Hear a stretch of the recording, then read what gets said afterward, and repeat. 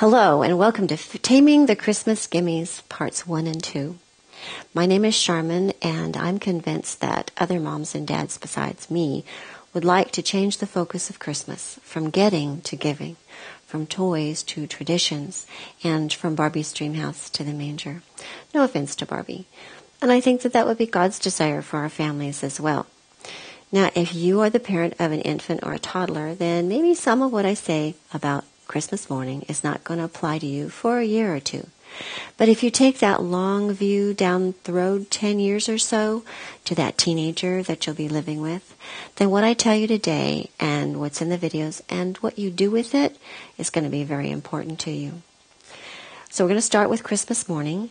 And first of all, we observed the package rush and then the rip-tear routine. And my husband and I kind of wanted to change that a little bit if we could.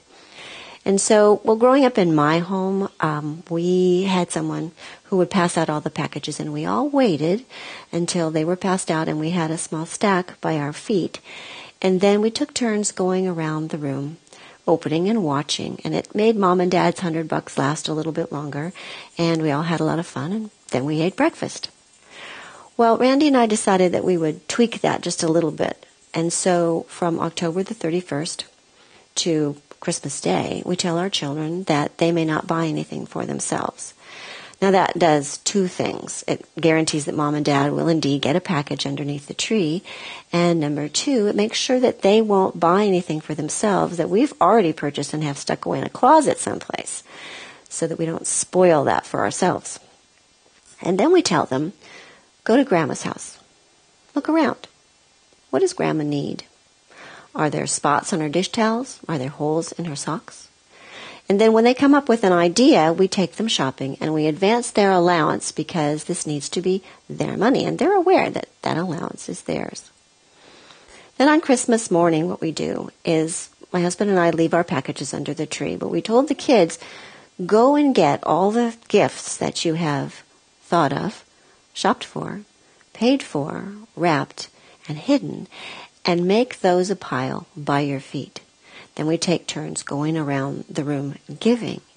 And it really did change the focus of our Christmas because the kids are so focused on what Grandma's response is going to be to those dish towels that they've kind of forgotten, at least temporarily, that there are packages under the tree for them to open as well.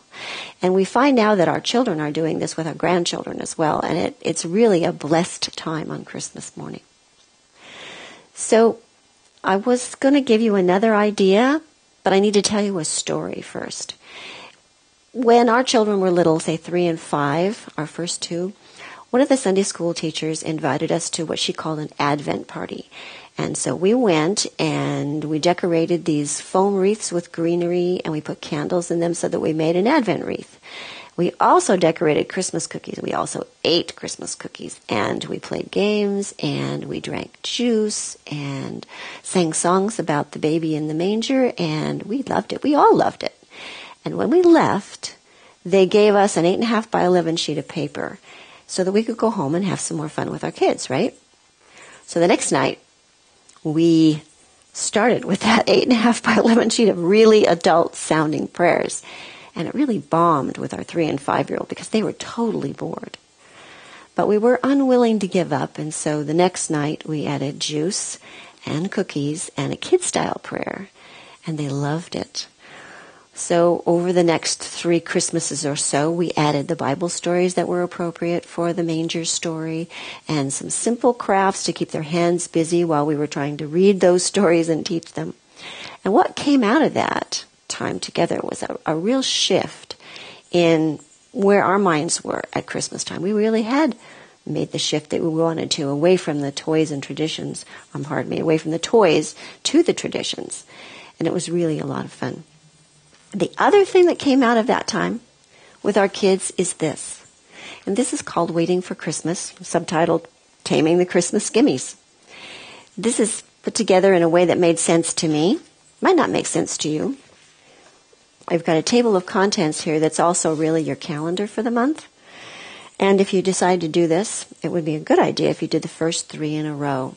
It'll set the tone and the pattern for the children and for you to make it easier for you. Then, because we know that if you try to add 15 or 20 things to Christmas, you would make yourself crazy, and we don't want to go there. So just pick 3 or 4 other things throughout the season that fit into your schedule, and do them with your children, and find out how enjoyable this time can be. The book itself is all set up for you. If you look at the page on this part, this will hold the number of minutes and all of the equipment that you will need to use for the whole lesson. I promise it's all there. Then we start with a kid-style prayer. Then we go down here to the heart of the lesson. Then over here to some simple activity or craft. And we end by talking to Jesus again. Now, if there are things I want you to read, but not to read out loud, then I've marked those with a small blue triangle so that you know that that's not for the kids, that's just for you. In doing lessons like this, particularly if you're a Sunday school teacher, you always want to have what you call a takeaway value, which means if I spend an hour doing this and the kids only remember one thing, what's the most important thing? So I've tried to put a takeaway value in each one of these lessons. For the lesson on Mary, the most important thing for me was that she was told by the angel that she was going to be pregnant out of wedlock in a society where she could be stoned. But what is her response?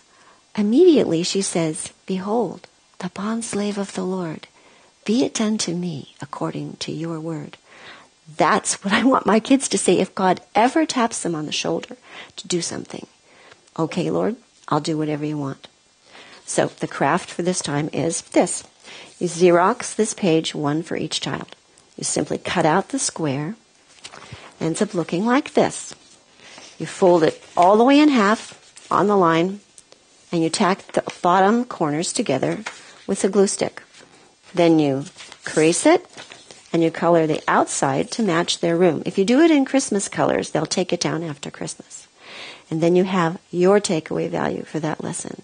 They're going to remember, okay, Lord, I'll do whatever you want. Now, you can get this on Amazon, or you can go to createspace.com, and that address will be on the front of the screen for you. And I have a website also, and that website will also be on the front of the screen for you. Now, if you go to Amazon, don't type in Waiting for Christmas, because you'll get nothing. Well, you get lots of things, but not this. And Taming the Christmas Gimmies is what you want to type in. So I thank you very much for listening. And the next video, number 2, is going to be 8 more ideas like this that will help us focus back on the manger. Thank you very much.